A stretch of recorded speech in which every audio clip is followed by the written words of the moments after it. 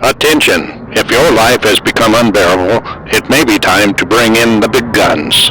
Hey friends, how are you today? I want to talk to you a little bit about my diagnosis for general anxiety disorder.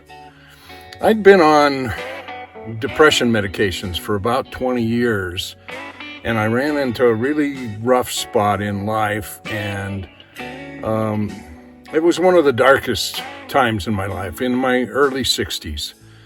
And Kathy talked me into going to see a therapist. And then the therapist said, I really can't help you. You need to go see a psychiatrist and get a proper diagnosis and get on some medications to get yourself in a place to where talk therapy will at least be helpful.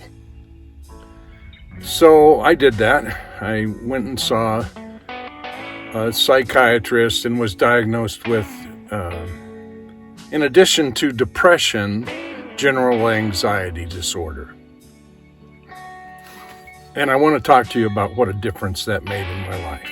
This was a pretty serious incident. I was suicidal, and this was the time when both the therapist and the psychiatrist warned Kathy that she should not leave me alone.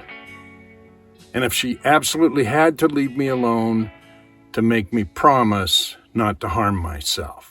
I want to give just a few simple examples of how my life changed once I started taking anxiety medication. And if you're a young person, I especially want you to hold on toward the end because I have a special tip just for you. Prior to starting on my anxiety medication, I hated going to the dentist. In fact, in the previous 10 years, I had only been twice.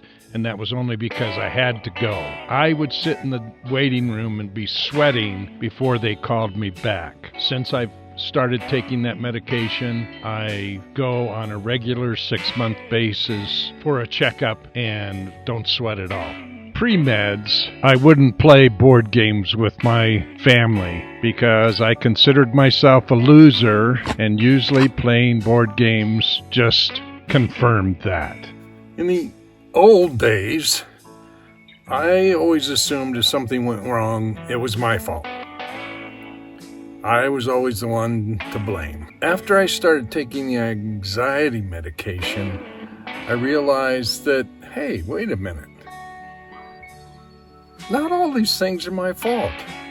There are other people that deserve some of the blame for things I've taken on my back and blamed myself for many years. So it's given me a little bit of courage to stand up for myself.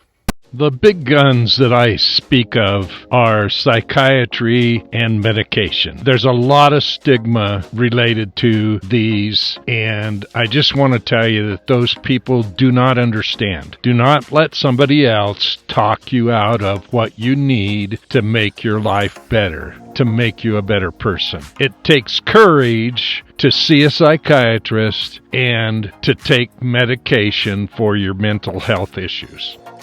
Attention, young people. My special tip for you is don't wait. Please don't wait till you're in your 60s like me to start taking management of your mental health seriously and being the happy person that you've always wanted to be.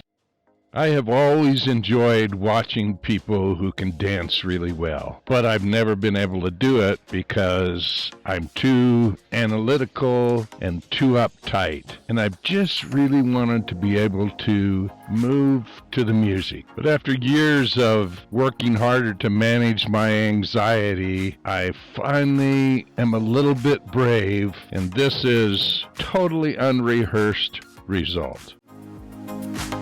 What you see here is me just moving to music. I've been too uptight to do it. So don't laugh, it's just moving to the music, and it makes me feel good.